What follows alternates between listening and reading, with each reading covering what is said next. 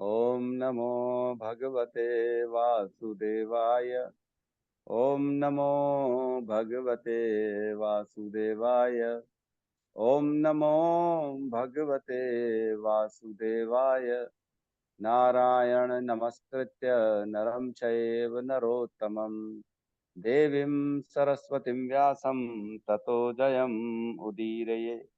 नष्टप्रायेषु अभद्रेषु नित्यं भागवत सेवया भगवती उत्तम श्लोके भक्तिर्भवती नैष्टिकी। कृष्णाय वासुदेवाय देवकी नंदनाय च नंद गोप कुमाराय गोविंदाय नमो नमः। जय श्री कृष्ण चैतन्य प्रभु नित्यानंद श्री अद्वैत गदाधर श्रीवासादि गौर भक्त वृंद। हरे कृष्णा कृष्णा कृष्णा हरे हरे, हरे राम राम राम हरे हरे। हरे कृष्णा कृष्णा कृष्णा हरे हरे, हरे राम राम राम हरे हरे। हरे कृष्णा कृष्णा कृष्णा हरे हरे, हरे राम राम राम हरे हरे। हरे कृष्णा। सबका स्वागत है श्रीमद् भागवतम की कक्षा में। तो आज हम जो है एक बार देखते हैं, कल परसों हमने क्या चर्चा करी थी। कल हमने चर्चा करी थी श्लोक क्रमांक 19 में, एक ही श्लोक नहीं, 18 19 दो श्लोक किए थे। बहुत बड़ा इंपॉर्टेंट श्लोक था। नष्ट प्रायेषु अभद्रेषु नित्यम भागवत सेवया भगवती उत्तम श्लोके भक्तिर्भवती नैष्टिकी। मतलब जो है, जो नियमित श्रीमद् भागवतम में उपस्थित रहते हैं, जो नियमित श्रीमद् भागवतम का संग लेते हैं, तो वो लगभग लगभग उनके हृदय से सारे जो है अभद्र, मतलब सारी नेगेटिविटी नष्ट हो जाती है ना। मतलब अभद्र को आप भौतिक आसक्तियां भी समझ सकते हैं, काम क्रोध लोभ मोह मद मात्सर्य भी हैं। सारी चीजें जो है ना, तीनों गुणों का जो है इम्पैक्ट जो है, वो सारा का सारा हमारे अंदर से नष्ट हो जाता है ना। और उन पुण्य श्लोक श्री भगवान में अटल प्रेमा भक्ति स्थापित हो जाती है, जिनकी प्रशंसा दिव्य गीतों से की जाती है ना। तो कल हमने जो श्लोक पढ़े 19 और 20, नहीं सॉरी 18 और 19, नहीं 19 और 20, 18 और 19 सॉरी। किसी का माइक ऑन है, ठीक है। तो कल हमने पढ़ा 18 और 19। तो ये जो है 18 और 19 जो श्लोक है, ये कल हमने चर्चा करी, रुचि और आसक्ति के स्तर का श्लोक है। जिनकी रुचि और आसक्ति तक पहुंच जाते हैं ना, उनकी बात चल रही। तो मैं बता दूं आपको, नवदा भक्ति की 9 स्टेजेस होती है, जो भक्ति में आदमी उन्नति करता है। सबसे पहले होता है श्रद्धा, है ना। फिर होता है साधु संग, फिर होता है भजन क्रिया, फिर होता है अनर्थ निवृत्ति, फिर होता है निष्ठा, फिर होती है रुचि, फिर होती है आसक्ति, फिर होती है भाव, और लास्ट में आता है प्रेम। तो इस तरह से ये हमारा ग्रोथ होता है भक्ति में।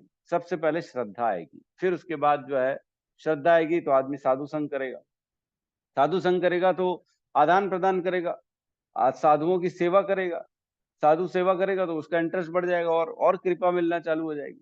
फिर वो खुद से भी भजन क्रिया चालू कर देगा, साधना करेगा, चैंटिंग करेगा, कीर्तन करेगा, भगवान की विग्रह सेवा करेगा। तो भजन क्रिया में ये सब कुछ आ जाता है। भजन क्रिया करने के बाद क्या होगा, धीरे धीरे अनर्थ निवृत्तियां होना चालू हो जाएंगी। उसके जीवन की जो नेगेटिविटी है ना, नष्ट प्रायेषु अभद्रेषु नित्यम भागवत सेवया, जो नित्य रेगुलरली ये करता रहेगा भजन क्रिया को, तो उसके जीवन से सारे अनर्थ बाहर हो जाएंगे। काम क्रोध लोभ मोह मद मात्सर्य, है ना, द्वेष राग, सब चीज बाहर हो जाएगी। और अपने आप की वास्तु स्थिति समझ जाएगा, अपने आप को जान जाएगा कि मैं आत्मा हूं, मैं शरीर नहीं हूं। शरीर तो मेरा छूट जाएगा, शरीर के रिलेटेड जितने संबंध हैं वो मेरे किसी काम के नहीं। वो तो जब तक शरीर है तब तक है, उसके बाद का क्या। शरीर तो टेम्पररी है, आत्मा परमानेंट है। तो इस स्तर पे आ जाएगा। फिर निष्ठा हो जाएगी उसको, अब भगवान की भक्ति, मैं अपनी साधना, अपनी जो है, जो मैंने संकल्प लिए हैं वो कभी त्यागूंगा नहीं। एकदम निष्ठा हो जाएगी, कभी छुट्टी नहीं मारेगा, कभी भी जो है ना गोल नहीं मारेगा क्लास को। और उसके बाद आएगा रुचि आसक्ति भाव प्रेम। तो रुचि आसक्ति भाव प्रेम के लिए हम आज चर्चा करेंगे अगले श्लोकों में। आज के श्लोकों में रुचि, आसक्ति, भाव, प्रेम की चर्चा होगी। तो मैं अपन थोड़ा सा हल्का सा रिवीजन कर लेते हैं। हमने जो पढ़ा था 1.2.15 है ना, इसमें सूत गोस्वामी कहते हैं 15 है ना, अतः मनुष्य को एकाग्रचित होकर उन पूर्ण पुरुषोत्तम भगवान के विषय में निरंतर श्रवण, कीर्तन, स्मरण तथा पूजन करना चाहिए, जो भक्तों के रक्षक हैं। मतलब पहले तो हमको ये प्रक्रिया स्टार्ट करनी चाहिए, है ना। जैसे जैसे हम वर्णाश्रम धर्म के बारे में बताया गया था। वर्णाश्रम धर्म का सबसे उत्तम कार्य ये है कि उसको करते करते भगवान का स्मरण करना, है ना। तो सभी धर्मों से उत्तम है। सभी धर्म को करते करते भगवान के लिए जो है ना, हमें प्राप्ति के लिए प्रयास करना चाहिए। ऐसा कैसे करेंगे, इसकी प्रक्रिया बताई गई थी। श्रवणम, कीर्तनम, स्मरणम और पूजनम, ये 14 नंबर श्लोक में बताया गया। फिर 15 नंबर श्लोक में बताते हैं, हाथ में तलवार लिए बुद्धिमान मनुष्य भगवान का स्मरण करते हुए कर्म की बधी हुई ग्रंथि को काट देता है, अतः वैसा कौन होगा जो उनके संदेश की ओर ध्यान नहीं देगा। तो इतनी इंपॉर्टेंट चीज को छोड़ के कौन व्यक्ति खाली भोगों में लगेगा, भगवत प्राप्ति के लिए कौन इच्छा नहीं करेगा। तो ये सब कैसे होता है, जैसे जैसे हम हमारे अंदर की जो है ना, मतलब हमारा भक्ति में प्रवेश होता है तब की बात चल रही। जैसे हम भक्ति में प्रवेश करते हैं तो ये दोनों स्तर आते हैं। पहले जो है हम किसी से चर्चा करेंगे, हमारी श्रद्धा कोमल होती है। श्रद्धा बढ़ती कैसे है, तो ये सारी चीजें हम जो है ना धीरे धीरे बताए थे कि श्रद्धा जो है 1.2.16 में अगले श्लोक में मैंने बताया था, हे द्विजों, जो भक्त समस्त पापों से पूर्ण रूप से मुक्त है, उनकी सेवा करने से महान सेवा हो जाती है। ऐसी सेवा से श्री वासुदेव की कथा सुनने के प्रति लगाव उत्पन्न होता है। तो श्रद्धा और साधु संग, ये दोनों इस श्लोक में बताया गया है कि ये दोनों रहेंगे तब आगे आपकी उन्नति हो पाएगी भक्ति में, अदरवाइज उन्नति नहीं हो पाएगी। श्रद्धा और साधु संग, तो श्रद्धा के लिए क्या करना पड़ेगा, पहले वैष्णव की सेवा करनी पड़ेगी। हमने चर्चा करी थी, 5 चीजें बताई थी। सताम कृपा, महत सेवा, श्रद्धा, कोमल श्रद्धा पहले रहती है, बाद में परिपक्व श्रद्धा होती है, और गुरु पाद आश्रय, है ना, और भजनेशु स्पृहा, ये 5 हमने बताई थी। जो श्रद्धा और साधु संग, जो नवदा भक्ति के 2 स्टेप है ना, श्रद्धा पहला और दूसरा साधु संग, ये दोनों का इम्पैक्ट, ये दोनों को कैसे करना है, इन 5 से हम कर सकते हैं। किसी वैष्णव की सेवा करेंगे तो जो है हमारे अंदर श्रद्धा बढ़ने लगेगी। श्रद्धा भी पहले छोटी सी श्रद्धा होती है, एकदम कोमल, धीरे धीरे धीरे धीरे बढ़ के वो परिपक्व एकदम स्ट्रांग हो जाती है भगवान के प्रति, भागवत के प्रति, है ना।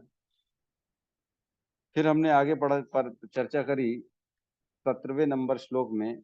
इसमें बताया, प्रत्येक हृदय में परमात्मा स्वरूप स्थित तथा सत्यनिष्ठ भक्तों के हितकारी भगवान श्री कृष्ण उस भक्त के हृदय की भौतिक भोगों की इच्छा को हटाते हैं, जिसने उनकी कथाओं को सुनने में रुचि उत्पन्न कर ली है, क्योंकि ये कथाएं ठीक से सुनने तथा कहने पर अत्यंत पुण्यप्रद हैं। तो लेकिन जो अब जो है व्यक्ति, जो गुरु 5 स्टेप से उसने श्रद्धा को, कोमल श्रद्धा को परिपक्व कर लिया है ना।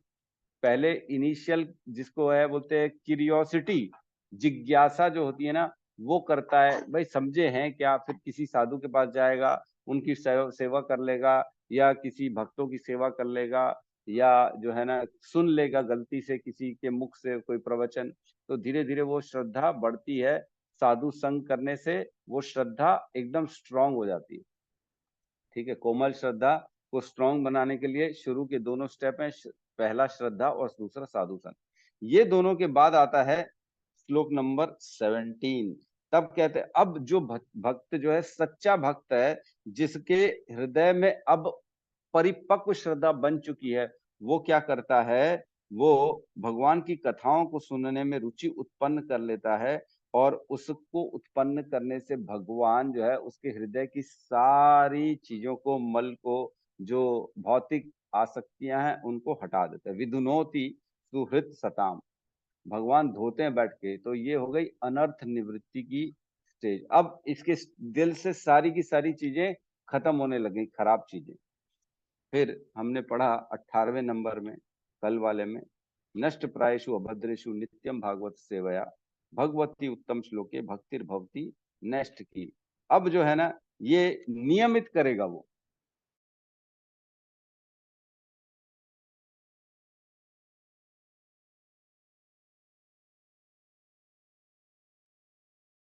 प्रभु जी फिर से नेटवर्क प्रॉब्लम हो।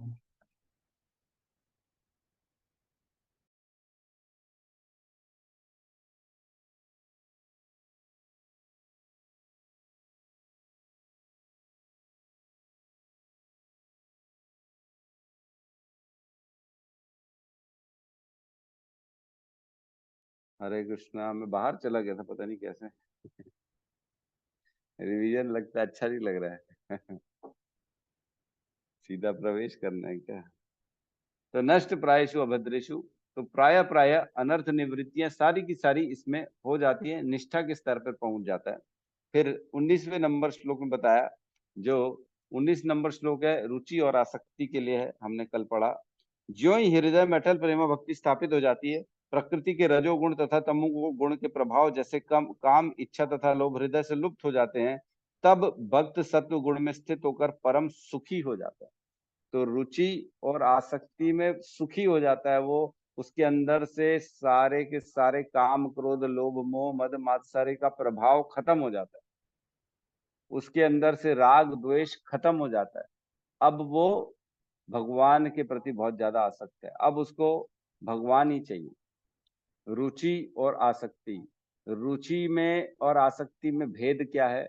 रुचि में ये होता है कि जो भक्ति के मुख्य अंग है ना, जैसे भक्ति में नाम रुचि, वैष्णव सेवा, विग्रह सेवा, धामवास, और जो है भगवत श्रीमद् भागवतम और भगवत गीता का पठन पाठन, ये 5 मुख्य अंग हैं भक्ति के।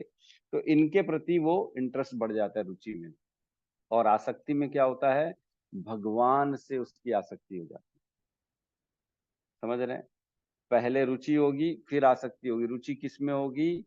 भक्ति के अंगों में रुचि होगी, और उसके बाद जब उसका और एलिवेशन होगा आसक्ति में, अब भक्ति के जो अंग हैं जिससे भगवान की प्राप्ति होनी है, और भगवान में आसक्ति हो जाती है ना। तो रुचि और आसक्ति में थोड़ा सा डिफरेंस है।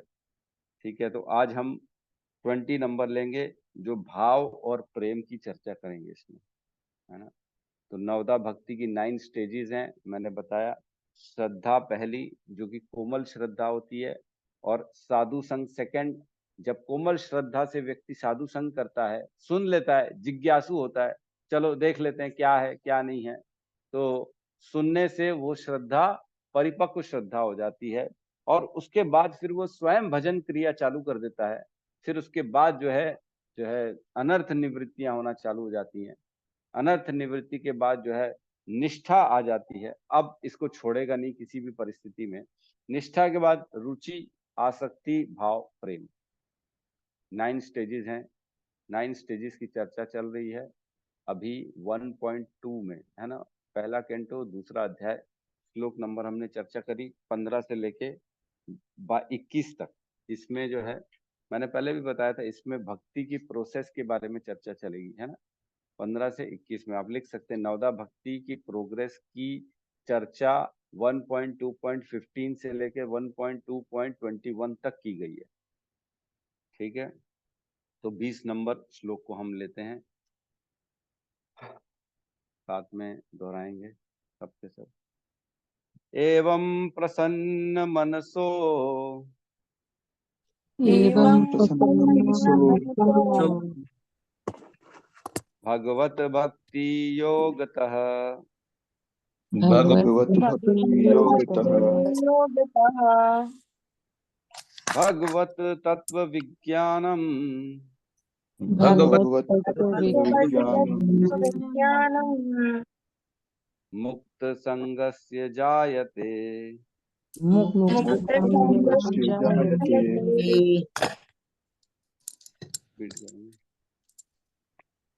एवं प्रसन्न मनसो प्रसन्न मनसो भगवत भक्ति योगतः भगवत भगवद्गीताः भगवत तत्व विज्ञानम भगवत्तत्त्वविज्ञानं मुक्त संगस्य जायते मुक्तसङ्गस्य जायते। एवं प्रसन्न मनसो एवं प्रसन्नमनसो भगवद् भक्ति योगतः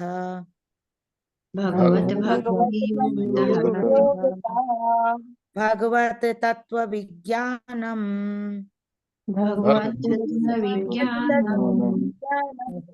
मुक्त संगस्य जायते। मुक्तसङ्गस्य जायते। और कोई बोलना चाहेगा? एवं प्रसन्न तो एवं प्रसन्न मनसो भगवत भक्ति योगतः भगवत भक्ति योगतः भगवत तत्व विज्ञानम मुक्त संगस्य जायते। मुक्त संगस्य जायते।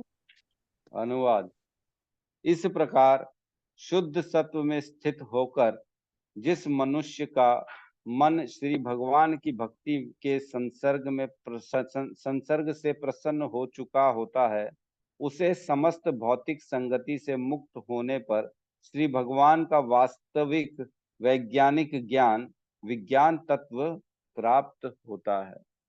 ओम अज्ञानतिमिरन्धस्य ज्ञानाञ्जनशलाकया चक्षुरुन्मिलितं येन तस्मै श्री गुरुवे नमः।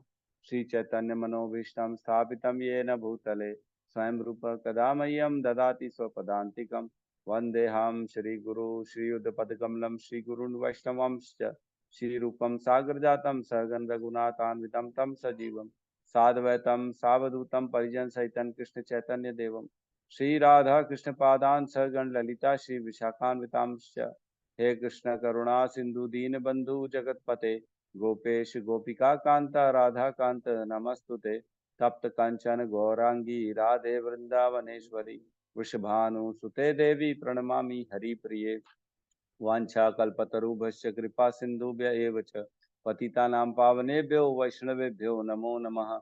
नमो विष्णुपादाय कृष्णपृष्ठाय भूतले श्रीमते भक्तिवेदांत स्वामी इति नामिने।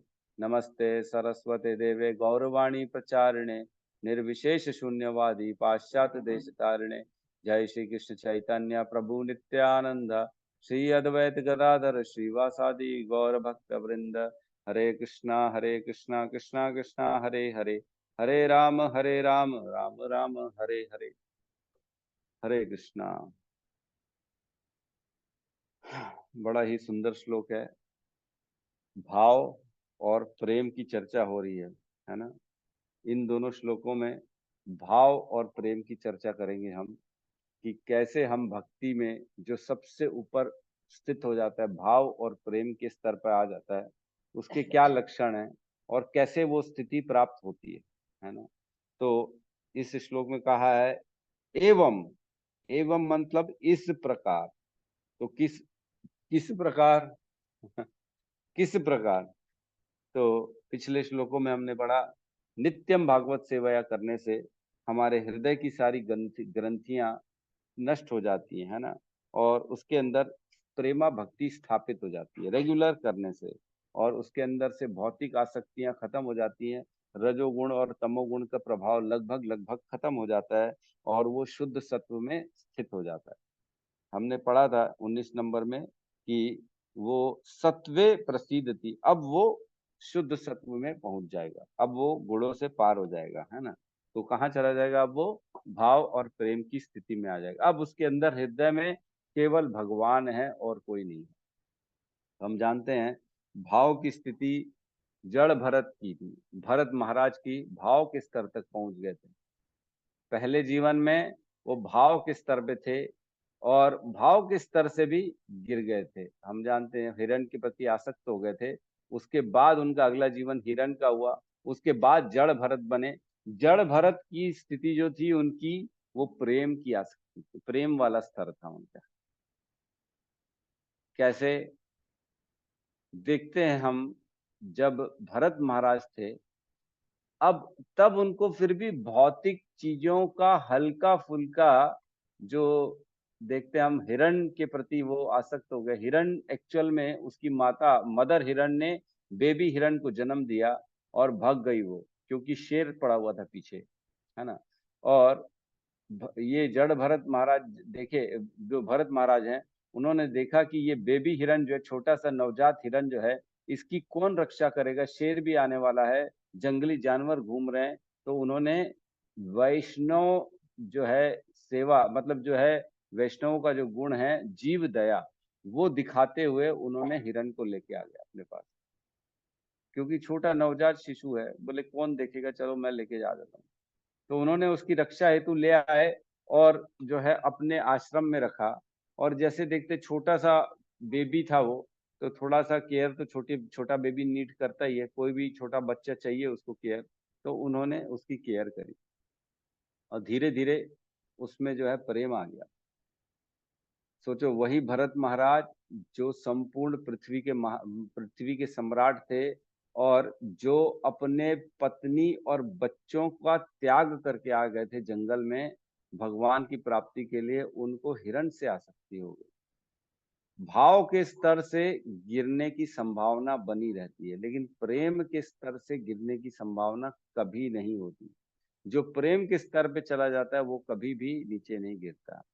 तो नेक्स्ट योनि में, नेक्स्ट जीवन में जब वो जड़ भरत बन के आए, तब अब उनको सब मालूम है, मेरी अपनी गलतियों से सब सीख गए। अब बोले मैं किसी भी स्थिति में नहीं बोलूंगा। तो जब उनको उठा के लेके जा रहे थे जड़ भरत को बलि देने के लिए, है ना, बलि देने के लिए लेके जा रहे थे देवी के पास, आदिवासी जो भी होंगे वो लोग, तो वो जब लेके जा रहे थे तब भी उन्होंने कुछ नहीं बोला, तब भी उन्होंने कुछ नहीं बोला।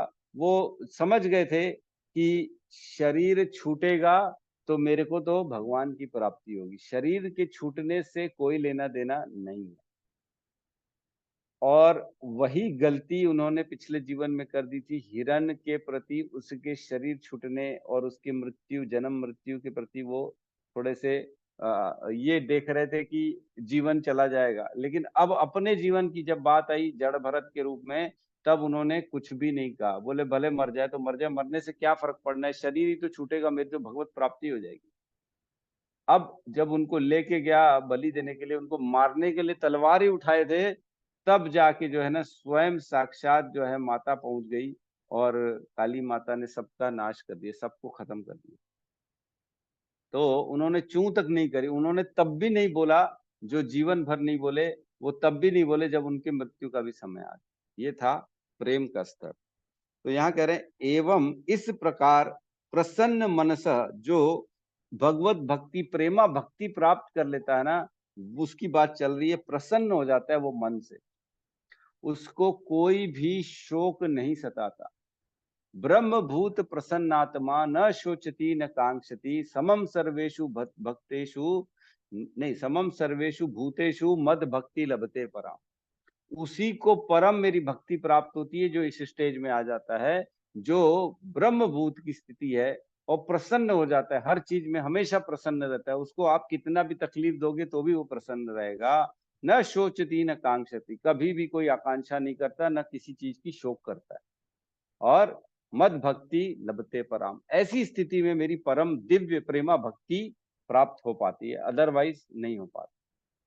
तो प्रसन्न मनसो, जब ये व्यक्ति भौतिक आसक्तियों की ग्रंथि काट लेता है, पिछले श्लोकों में हमने पढ़ा, उस तलवार से, श्रवण कीर्तन और स्मरण और पूजन, ये तलवार से आदमी अपने हृदय की कर्मों की सारी ग्रंथियों को काट देता है ना। हमने पढ़ा था सारी ग्रंथियों को कैसे काटा जाता है, इसी से, यही प्रक्रिया है, भक्ति ही प्रक्रिया है, और भक्ति ही हमारे को प्राप्त भी करनी, डेस्टिनेशन भी भक्ति है और प्रोसेस भी भक्ति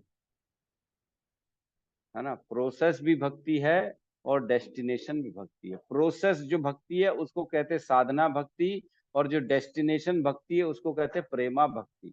यही भक्ति चल रही, जो जड़ भरत महाराज की प्रेमा भक्ति की स्टेज थी, वो स्टेज हमारी जो है डेस्टिनेशन है, और जो प्रोसेस है वो भी भक्ति है, श्रवण कीर्तन और स्मरण और पूजन, ये भी प्रोसेस ही है। तो प्रोसेस करते करते, भक्ति का प्रोसेस करते करते प्रेमा भक्ति प्राप्त कर लेंगे। भक्ति से ही हृदय की ग्रंथियां कट जाती हैं।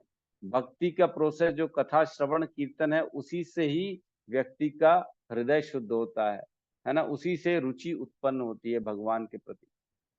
जितना जितना सुनेंगे उतना उतना प्रेमा भक्ति प्राप्त करते जाएंगे, है ना। तो एवं प्रसन्न मनसो भगवत भक्ति योगता, मतलब जो भगवान की भक्ति है, प्रेमा भक्ति, भगवत भक्ति योगता, मतलब वो प्राप्त करता है आदमी जब ऐसी स्थिति में पहुंच जाता है ना। तो आगे कहते हैं भगवत तत्व विज्ञानम, उसको क्या होता है, उसको भगवान के तत्व का ज्ञान होना चालू हो जाता है। क्या ज्ञान होता है कि नहीं नहीं, इस सृष्टि के पीछे प्रभु है, एक गॉड है, एक भगवान है जो व्यक्ति है और जो इस सृष्टि को चला रहा है। मैं आत्मा हूँ, शरीर नहीं हूँ, इस शरीर से मेरा कोई लेना देना नहीं है। ऐसे अनेकों सैकड़ों तो शरीरों में मैं जा चुका हूँ, निस्से निकल चुका हूँ, शरीर से प्रभावित नहीं होना, है ना। ये ज्ञान आ जाता है, विज्ञान आ जाता है, कर्म के बंधन समझ में आ जाते हैं उसको, भगवान की कृपा समझ में आ जाती है कि भगवान की कृपा उसके नाम में है, भगवान और भगवान के नाम अभिन्न है। ये ज्ञान आ जाता है उसको, तत्व विज्ञान। मतलब भगवान के नाम, गुण, रूप, लीला, ऐश्वर्य और माधुर्य का अनुभव होता है ऐसी स्थिति में, विज्ञान। भगवान के ऐश्वर्य दिखना चालू हो जाते चारों ओर, उसको अंदर भगवान दिखता है, बाहर भी भगवान दिखता है उसको। ये होता है भगवत तत्व विज्ञान, है ना। नाम में अनंत सुख का उसको रियलाइजेशन हो जाता है कि जो मैं नाम ले रहा हूं उसमें कितना सुख है। जैसे कल भी चर्चा चल रही थी, माता जी बोलती है, आनंदायिनी माता जी, मैं 25 से कम नहीं कर पाती हूँ। मतलब इतना सुख उनको मिलने लग गया आनंद नाम में कि उनको अब नाम ही करना अच्छा लग रहा है। नाम का बार बार चैंटिंग करने से अनंत सुख मिलता है, अनंत। लेकिन जिनको मिलता है वही बता सकते कैसे मिलता है। जिनको नहीं मिलता वो सोचते हैं अरे यार, ये हमको तो बस नाम लेना पड़ रहा है, समझ में ही नहीं आ रहा है क्या हो रहा है। तो भगवान का नाम जो है ना, वो बहुत ज्यादा सुख प्रदान करने वाला। हमने श्लोक में एक पढ़ा ही था, मात्र भगवान के नाम से जन्म मृत्यु के चक्र से छुटकारा पा लेते हैं, है ना। पहले कैंटो में जब उन्होंने 1.1.14 इसमें कहा था ना, आपन्नम संस्कृतिम घोरम यन नाम विवशो गृणान ततः साधो विमुच्येत यद विभेति स्वयं भयम, जिससे भय भी भयभीत हो जाता है। किससे? भगवान के नाम से। भगवान के नाम के लिए यमराज जी कहते हैं अजामिल के प्रसंग में अपने दूतों को, हे मेरे दूतों, तुम ऐसे किसी व्यक्ति के पास भी मत जाना जिसने भगवान कृष्ण का नाम जीवन में लिया हो, है ना। याद है कि नहीं याद? जब दो अपने दूत जाते हैं भगवान के पास, बोलते ये क्या प्रभु, हमारे क्लाइंट को तो विष्णु दूत लेके चले गए। बोले हमारे को समझाइए कि किसको उठाना है किसको नहीं उठाना है, गलती हो जाएगी आज तो हमारी मृत्यु हो जाती, बोलते हैं। आज तो वो हमको मार ही डालते। किसको? यम दूतों को कौन मार देते? विष्णु के दूत मार देते। आपस में जो है क्लैश हो गया है। दो व्यक्तियों के बीच में क्लैश हो जाता है ना आपस में, अरे तूने ये बोला, तूने बोला, मैं मार दूंगा तेरे को, मैं मार दूंगा। तो ऐसे ही हो गया था, दोनों में बहस हो गई थी। विष्णु दूतों ने उनको भगा दिया चमका के, और भागे कुल अपने अपने बॉस के पास, यमराज के पास। तब यमराज जी उनको ज्ञान देते, बोले हे मेरे दूतों, ऐसे किसी भी व्यक्ति को जीवन भर में कभी भी मत उठाना जिसने भगवान का नाम लिया हो। तो एक बार भगवान का नाम लेने से अनंत अनंत जन्मों के पाप, अनंत जन्मों के हमारे गंदे कर्म मिट जाते हैं। एक कृष्ण के नाम में इतनी जो है, इतनी शक्ति होती है। तो ये रियलाइजेशन आ जाता है उसको, है ना, भगवत तत्व विज्ञानम। हम पढ़ते हैं ना नाम अपराध में कि नाम में अर्थवाद का आरोप करना। अर्थवाद मीन्स बढ़ा चढ़ा के बताया जा रहा है, नाम में इतना नहीं है, एक्चुअल में बढ़ा चढ़ा के बताया जा रहा है। तो ऐसा नहीं है, नाम में है एक्चुअल में इतनी शक्ति। भगवत तत्व विज्ञान, उसको ये ज्ञान समझ में आ जाता है कि भगवान के नाम से बढ़ के कुछ नहीं है। भगवान का नाम, गुण, रूप, लीला, भगवान के ऐश्वर्य, भगवान का माधुर्य, भगवान की कृपा, ये सब चीजों को समझना चालू कर देता है भगवत तत्व विज्ञानम। और क्या है? मुक्त संगस्य जायते। मुक्त संगस्य जायते मतलब अब उसे किसी भी भौतिक सुख वस्तु आसक्ति नहीं है। भौतिक किसी भी वस्तु में कोई आसक्ति नहीं है। अब वो किसी भी प्रकार से किसी से भी ज्यादा अटैच नहीं है ना, बल्कि वह अब सिर्फ भक्तों और ग्रंथों के प्रति आसक्त हो जाता है। अब भगवान की चर्चा करेगा, अब उसको कोई मतलब नहीं। जैसे हमने बताया जड़ भरत महाराज को जब लेके गए, उनकी मृत्यु, उनकी बलि चढ़ा रहे थे, तो उनको कोई 1% का टेंशन नहीं था। उनको 1% का टेंशन। अरे मारने वाले हैं भाई, कुछ तो करो, अपने आप को बचाने की कुछ तो कोशिश करो। तो जड़ भरत ने कोशिश भी नहीं करी। बोले क्या करना है, मर के, मरने से क्या फर्क पड़ना है, मेरी तो आत्मा निकलेगी और भगवत प्राप्ति कर लूंगा उल्टा मैं। उनको कोई भी टेंशन नहीं। लेकिन भौतिक लोगों को मृत्यु से सबसे बड़ा भय होता है। सबसे बड़ा भय क्या है? मृत्यु। उसी से ऊपर उठ गए थे, जो है इस स्तर पे आने से ऊपर उठ जाते। तो इस श्लोक में बेसिकली भाव और प्रेम की चर्चा चल रही है और 3 चीजें इस श्लोक में समझाई जा रही है हमारे को। पहली चीज ये है कि मन जो है प्रसन्न हो जाता है, आनंदित हो जाता है ऐसी स्थिति में। और दूसरी, भगवान के तत्व के विज्ञान को प्राप्त करते हैं हम, भगवान का सारा तत्व का ज्ञान मिल जाता है हमारे को। और तीसरी, भौतिक आसक्ति से पूर्ण रूप से मुक्ति प्राप्त कर लेते हैं हम। तो ये 3 चीजें यहाँ पे बताई जा रही हैं। तो एक बार जो है एक श्लोक आता है 11.54, भगवत गीता 11.54।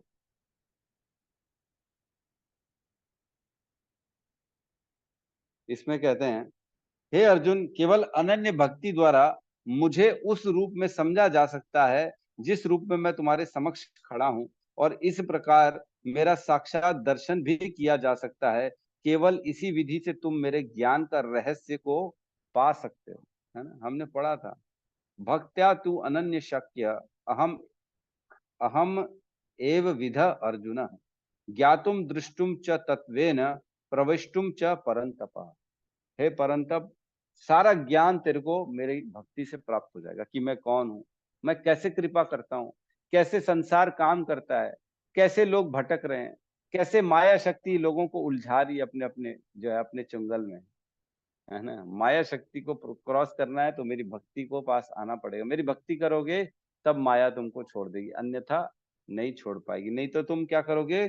खाली इंद्रिय तृप्ति में परेशान होते रहोगे। इंद्रिय तृप्ति ना माया का बहुत बड़ा हथियार है, जिसमें सब भक्तों को इन द सेंस सभी को फंसा के रखती है। हमने पढ़ा है 5.22 में, ये ही संस्पर्शजा भोगा दुख योनम एवते, है ना। दुख योनम एवते आद्य अंतवंत कौंतु है न रमते न बुधा, न क्या था, न तेषु रमते बुधा। उसमें जो है ना बुद्धिमान व्यक्ति उसमें आनंद नहीं लेता। किसमें? इंद्रिय तृप्ति में। ठीक है, तो भाव और इसकी स्तर तक हम पहुंच जाते हैं। अगले श्लोक को लेते हैं, नहीं तो वो भी छूट जाएगा हमारा।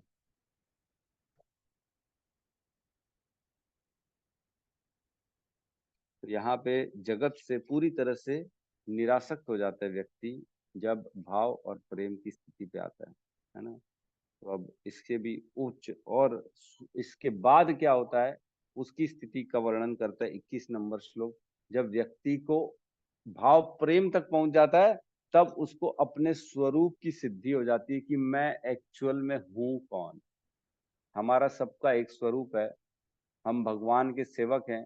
भगवान ने हमारी उत्पत्ति जो करी थी वो सेवा के लिए करी थी, लेकिन हम भगवान के अंश हैं। तो भगवान हमारी इच्छा पूर्ण करते हैं, इसलिए हमने इच्छा करी भोगों की सुख प्राप्त करने के लिए, तो भगवान ने इस संसार में हमको भेज दिया। लेकिन हमारा एक मूल स्वरूप है भगवान के साथ, उस मूल स्वरूप को हम पहचानते हैं इसके बाद, जब ये प्राप्त हो जाता है।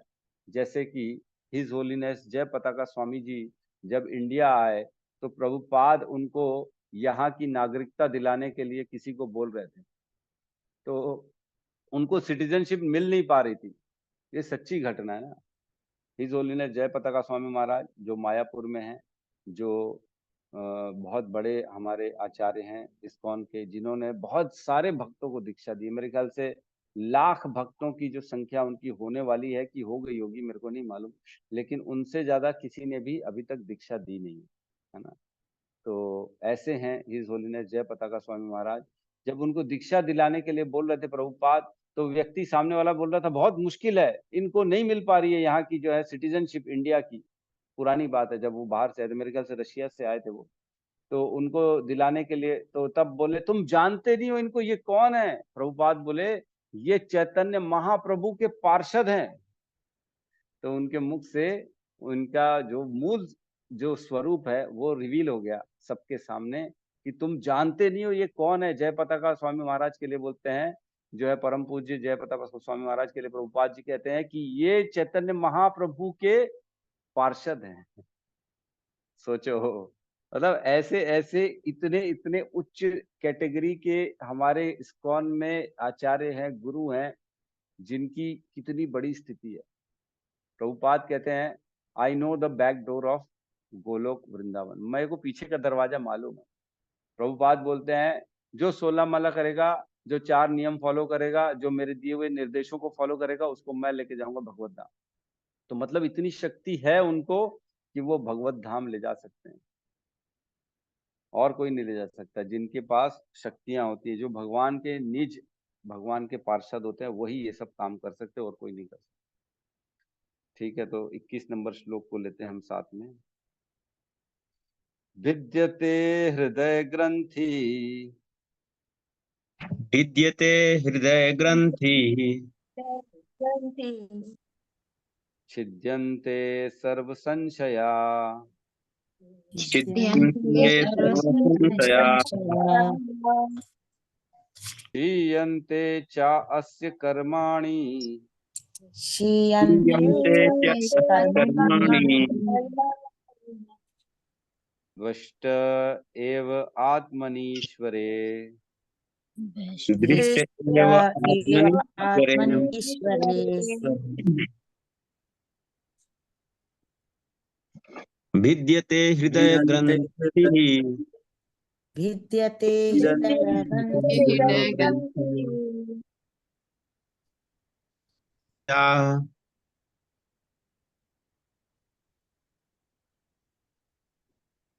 छिद्यन्ते सर्वसंशया, सर्वसंशया,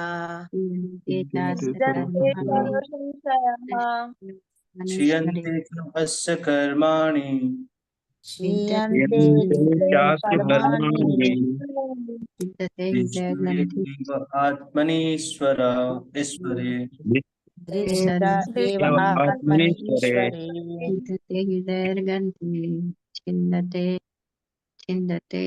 छिन्दते सर्वसंशया, क्षीयन्ते चास्य कर्माणि, दृष्टमेवात्मनीश्वरे। और कोई बोलना चाहेगा? विद्यते हृदय ग्रंथि, विद्यते हृदय ग्रंथि, विद्यते हृदय ग्रंथि, विद्यन्ते सर्व संशया, छिद्यन्ते सर्वसंशया, क्षीयन्ते चास्य कर्माणि, कर्माणि, क्षीयन्ते चास्य कर्माणि, दृष्टमेवात्मनीश्वरे। दृष्ट एवात्मनीश्वरे। अनुवाद। दृष्टमेवात्मनीश्वरे। इस प्रकार हृदय की गांठ भिद जाती है और समस्त संशय छिन्न भिन्न हो जाते हैं। जब मनुष्य आत्मा के को स्वामी के रूप में देखता है तो सकाम कर्मों की श्रृंखला समाप्त हो जाती है ना। मतलब अब पूर्ण रूप से वो मुक्त हो चुका है, अब उसके ऊपर कोई भी कर्म का बंधन नहीं बचता। विद्यते हृदय ग्रंथि, मतलब जो स्वयं के स्वरूप को जानता है, अब वो जान चुका है भगवान को। अब क्या हो गया, अब हृदय की सारी गांठें जो हैं वो भिद्यते, भिद जाती, खत्म हो जाती। तो हृदय की कौन कौन सी गांठ है? कि मैं शरीर हूँ, मैं फलाना ठिकाना हूँ, मैं इसका पुत्र हूँ, ये मेरा पिता है, ये मेरी माता है, ये मेरा भाई है, मेरा घर है, मैं ये हूँ। इस तरह के जो ग्रंथि हैं सारे हृदय की, वो भिद जाती हैं। अब उसके अंदर अब ये है ही नहीं। अब क्या जानता है वो अपने आप को? सिर्फ मैं भगवान का अंश हूँ, स्वयं के स्वरूप को जान चुका है। अब कौन हूं मैं भगवान का अंश हूँ, मैं भगवान की सेवा का हूँ, मेरा आत्मा है। मैं ऐसे अनेक बहुत सारे जन्मों में जा चुका हूँ, लेकिन मूल रूप से मैं ये वाला जन्म में थोड़ी अटका पड़ा हूँ। आज सपोज करो हम 100 जन्म अगर देखें पिछले, किसी में पुरुष बने, किसी में स्त्री बने, किसी में कुछ बने, किसी में कुत्ता, बिल्ली, घोड़ा, गधा, जो भी बने। अब हम आपसे पूछे कि आप कौन हो इनमें से, क्या बताएंगे? मैं कौन हूं? जब हमें पता पड़ जाएगा कि मैं इतने सारे जन्म, इतना इतना काल इस शरीर में मैं रह चुका हूं। जैसे कि एक अगर कोई व्यक्ति है, वो हर 6 महीने में घर बदलता रहता है, हर 6 महीने में, और अभी तक 5 सालों में उसने जो है 10 घर बदल चुके हैं। 5 साल, हर 6-6 महीने में घर बदल रहा है। उससे अगर पूछो तुम्हारा परमानेंट एड्रेस क्या है, तो क्या बता पाएगा वो? बताएगा क्या मैं परमानेंट कहाँ रहता हूँ? बोलेगा मेरा तो कोई परमानेंट एड्रेस है ही नहीं। लेकिन जिस घर में जब रह रहा है, उस घर में पूछेंगे कि तुम्हारा एड्रेस क्या है, तो बताएगा हाँ ये मेरा एड्रेस है, मैं अभी इस घर में रह रहा हूँ। उसी प्रकार हम जिस शरीर में रहते हैं, हमको लगता है मैं यही हूँ, यही है मेरा शरीर। लेकिन जब हमें अनुभव हो जाता है कि मैं कौन हूँ, इतने सारे मेरे जन्म हो चुके हैं, तब व्यक्ति अपने आप को एक शरीर से रिलेट ही नहीं करता। वो समझ जाता है कि ये तो एक शरीर था ना, ऐसे मैंने हजारों शरीरों में रहा हूं, इसलिए ये सारे शरीर जो है ये मैं नहीं हूं, है ना। मेरा अस्तित्व ये शरीर से नहीं है, मेरा अस्तित्व तो आत्मा है, जो कि भगवान का अंश है। ये है हृदय की ग्रंथि जो भिद्यते। देखो, मैं शरीर, ये मेरा शरीर है और मैं शरीर नहीं हूं, इन दोनों में भी अंतर है ना। ये मेरा शरीर है, ये भी एक तरह से थोड़ी सी ग्रंथि है। ये मेरा शरीर नहीं है, ये तो भगवान का दिया हुआ शरीर है, ये तो पंच तत्व का शरीर है। ये मेरी आज्ञा मानता है क्या शरीर? मैं जब बोलूंगा बुखार नहीं होना है तो नहीं होता। ये कहाँ हमारे कंट्रोल में है? हमारे हिसाब से कहाँ करता है काम शरीर? तो मेरा शरीर तो हुआ नहीं ना। बेसिकली मेरा शरीर भी नहीं है, मैं, ये शरीर तो प्रभु का है। प्रभु कंट्रोल करते हैं, हमने पढ़ा है, भगवान ने बताया है। मैं ही जठराग्नि हूँ, मैं ही पाचन करने की शक्ति हूँ, मैं ही ज्ञान हूँ, मैं ही विस्मृति की शक्ति हूँ, मैं ही याद करने की शक्ति हूँ, तेज भी मैं हूँ, बुद्धि भी मैं हूँ। इस शरीर के सारी चीजें तो भगवान ने बताई मैं हूँ। तो हमारा क्या, हमारा कुछ भी नहीं। तो ये ग्रंथियां जब कट जाती हैं, तब की बात चल रही है। तब क्या होता है आगे? छिंदन्ते सर्व संशया, और सारे डाउट, सारे कंफ्यूजन खत्म हो जाते, सब छिन्न भिन्न हो जाते हैं कि मैं शरीर नहीं हूं, मैं कौन हूं, मैं भगवान का अंश हूं, मुझे भगवान की सेवा करनी है। ये सारी चीजों का रियलाइजेशन होना चालू हो जाता है। फिर आगे कहते हैं क्षीयन्ते च अस्य कर्माणि, उसके सारे कर्मों की श्रृंखला खत्म हो जाती। जो मैंने अपन ने एक श्लोक पढ़ा था ना कि अवश्य में भोक्तव्यम कृतम कर्म शुभाशुभम, है ना। शुभाशुभम, जो भी हमने कर्म किए हैं वो हर स्थिति में भोगने ही पड़ेंगे। अवश्य में भोक्तव्यम शुभा कृतम कर्म शुभाशुभम न शीयते, वो कभी भी खत्म नहीं होते कर्म बिना भोगे, है ना। वो वेट करते हैं। शतैरपि कल्प, कल्प शतैरपि, ऐसा श्लोक था ना, कि वो कल्पों, हजारों हजार, लाखों लाखों कल्प तक वेट करते हैं वो कर्म के बंधन हमारे साथ। तो कहने का मतलब ये है कि कर्म कभी खत्म नहीं होते, लेकिन इस स्थिति में कर्म खत्म हो रहे हैं। यहाँ पे लिखा है कि शीयन्ते च अस्य कर्माणि, अब उसके सारे कर्मों की श्रृंखला खत्म हो चुकी है, अब उसको कर्म बांध नहीं सकते हैं। और क्या है? दृष्टे एव आत्मनि ईश्वरे, अब जो है ना वो स्वयं को, अपने आप को भगवान का अंश देखता है ना। जब मनुष्य आत्मा को स्वामी के रूप में देखता है, वो आत्मा को ही देखता है, और आत्मा और परमात्मा को देखता है। अंदर भी भगवान को देखेगा, बाहर भी भगवान को देखेगा। अब और किसी को नहीं देखेगा इस संसार में, ये दिखेगा उसको हर जगह भगवान ही तो है। हमने भगवत गीता के 13वें श्लोक में पढ़ा था, 13वें अध्याय के कौन सा श्लोक था? समम सर्वेषु भूतेषु तिष्ठन्तम परमेश्वर अविनश्यत्सु विनश्यन्तम य पश्यति स पश्यति। जो ऐसा देखता है, समम सर्वेषु भूतेषु तिष्ठन्तम परमेश्वर, कि परमेश्वर समान रूप से सभी जीवों के हृदय में व्यक्त बैठे हैं। जो व्यक्ति ऐसा देखता है वही सच में देखता है, बाकी नहीं देखते। वही यहाँ पे बता रहे हैं कि अब वो जो है ना हर जगह सिर्फ भगवान का दर्शन करता है और कुछ नहीं करता है ना। तो हृदय के ग्रंथि के स्तर में ये आता है कि मैं शरीर हूँ, मैं ये हूँ, मेरा बेटा, मेरा बेटी, मेरा घर, मेरा बार, ये हृदय की ग्रंथियां हैं। जब टूट जाती है तब ये सब रिश्ते नाते खत्म हो जाते हैं, है ना। अब ऊपर उठ जाता है वो। तो एक होता है, इसका अच्छा एग्जाम्पल है, एक होता है नारियल, एक होता है कच्चा नारियल, है ना। जो हम नारियल खाते हैं उसका जो अंदर का खोल रहता है ना, वो पूरा चिपका रहता है नारियल से, है ना। अपन ने देखा होगा नारियल के स्टेजेस आते हैं, फिर धीरे धीरे जैसे पक जाता है नारियल तो उसका अंदर जो खोल होता है वो अंदर से विलग हो जाता है, अंदर ही अलग हो जाता है वो, है ना। क्या बोलते हैं उसको? सूखा नारियल को क्या बोलते हैं? सूखा ना गड़ी गड़ी गड़ी गड़ी, खुपरा गड़ी को खोपरा, ऐसा खोपरा, खोपरा, खोपरा, राइट राइट, खोपरा बोलते हैं उसको। अलग हो जाता है गोला, पूरा खोपरा अलग हो जाता है नारियल से, और वो अंदर ही रहता है। कच्चा नारियल पूरी तरह से चिपका रहता है, उसको नारियल से अलग नहीं किया जा सकता। लेकिन वही नारियल धीरे धीरे धीरे धीरे जब पकता है, पूर्ण रूप से पक जाता है, तो अंदर ही रहता है, लेकिन पूर्ण रूप से सारी चीजों से डिटैच हो जाता है। वो अब खोपरा बन गया, अलग हो गया, वो है अंदर ही। उसी प्रकार जो मुक्त आत्माएं होती है वो रहती शरीर के अंदर ही हैं, लेकिन पूर्ण रूप से अब सब चीजों से डिटैच हो चुकी है। पहले भी शरीर के अंदर थे, अभी भी शरीर के अंदर हैं। जैसे नारियल, पहले कच्चा नारियल पूरी तरह से चिपका रहता है, हर चीज से बंधा रहता है, लेकिन जब एक परिस्थिति आती, जब पक जाता है पूर्ण रूप से, तब वो अंदर ही रहते हुए पूर्ण रूप से डिटैच हो जाता है हर चीज से। जो जब हृदय की ग्रंथि कट जाती है तब आदमी ऐसा हो जाता है। तो अच्छे से इसको समझाने का बहुत अच्छा एग्जाम्पल है ये, मैंने भी सुना, तो मेरे ख्याल से इजीली समझ में आ जाता है। ऐसे जब जब एग्जाम्पल का अपन देते हैं कोई, तो बेसिकली प्रेमा भक्ति के बाद कभी भी पतन नहीं होता।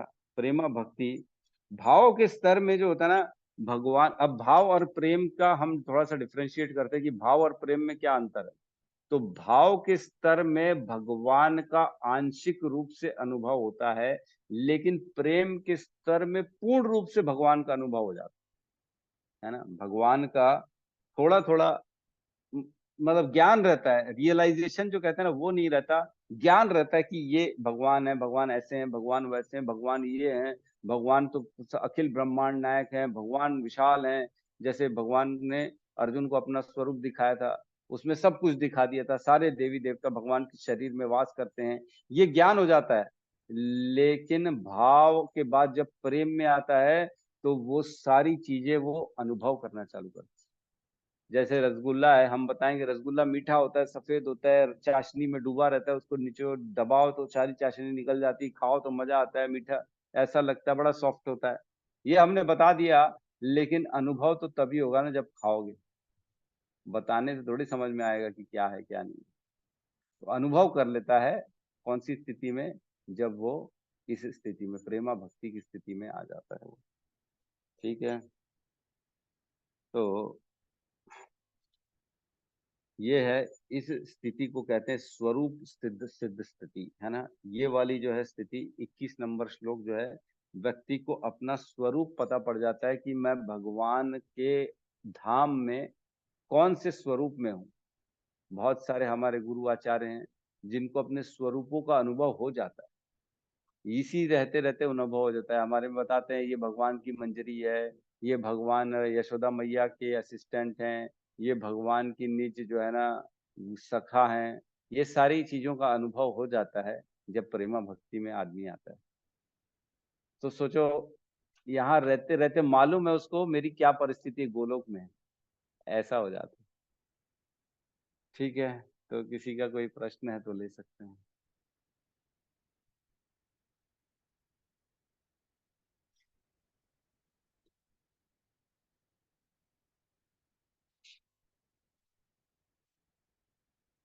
जस्ट सावित्री माता जी कहिए। हरे कृष्ण प्रभु जी, दंडवत प्रणाम। प्रभु जी, क्या हम चलते चलते माला कर सकते क्या? ऐसा कंटिन्यू बैठ के नहीं होता है, कमर दर्द होता है तो। हाँ कर सकते हो, मतलब टहलते घर में टहलते टहलते कर सकते हो, कहीं पे जी भी जी, जाते जाते कर सकते हो, लेकिन नहीं कहीं तो कोशिश ये जाना करें। होता ही नहीं प्रभु। हाँ हाँ कोई प्रॉब्लम नहीं, कर सकते हो आप, आराम से कर सकते हो।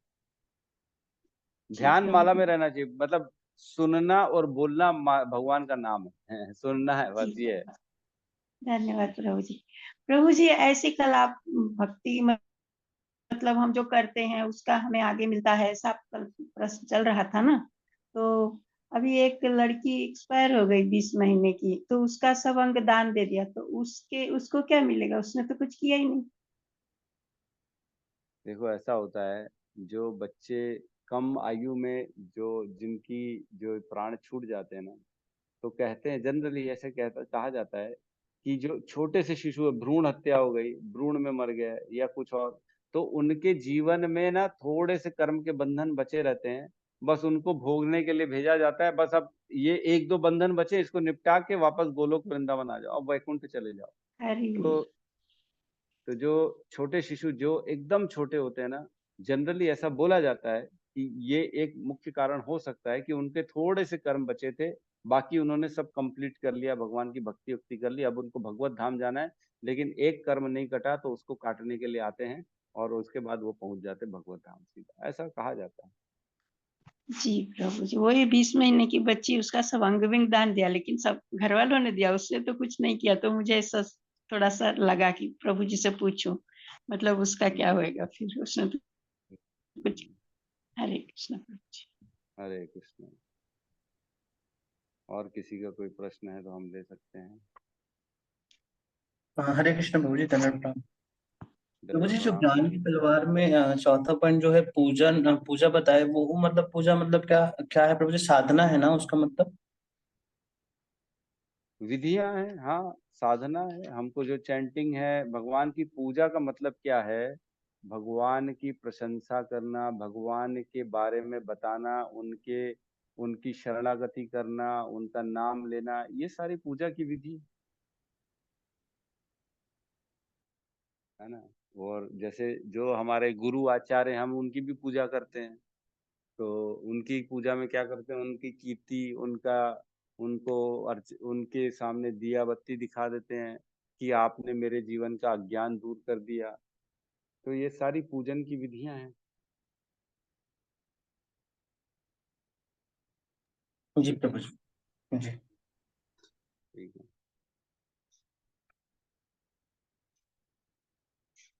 यस कबीर जी, कबीर प्रभु कहिए। हरे कृष्ण प्रभु जी। हरे कृष्णा प्रभु जी।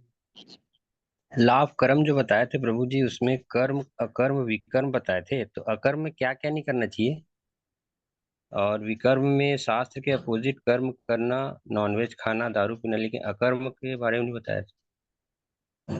अकर्म जो होता है ना, उसके लिए आप हमारा डिटेल्ड वीडियो जो है भगवत गीता का देख लीजिएगा, क्योंकि इतने जी कम समय में मैं नहीं समझा पाऊंगा आपको। तो अभी आप ग्रुप में है ना श्रीमद् भागवतम कोर्स में कि नहीं? जी हूँ प्रभु जी। है ना, तो अभी मैं उसको लिंक शेयर कर दूंगा। आप अकर्म को उसमें आराम से समझ सकते हैं, वीडियो देख लीजिएगा भगवत गीता का चौथे अध्याय का। सत्यम प्रभु वो श्लोक को शेयर कर दीजिएगा, अपनी लिंक को यूट्यूब के। चौथे अध्याय में कौन सा श्लोक है प्रभु जी? 4.14 है मेरे ख्याल से, बता रहा हूँ।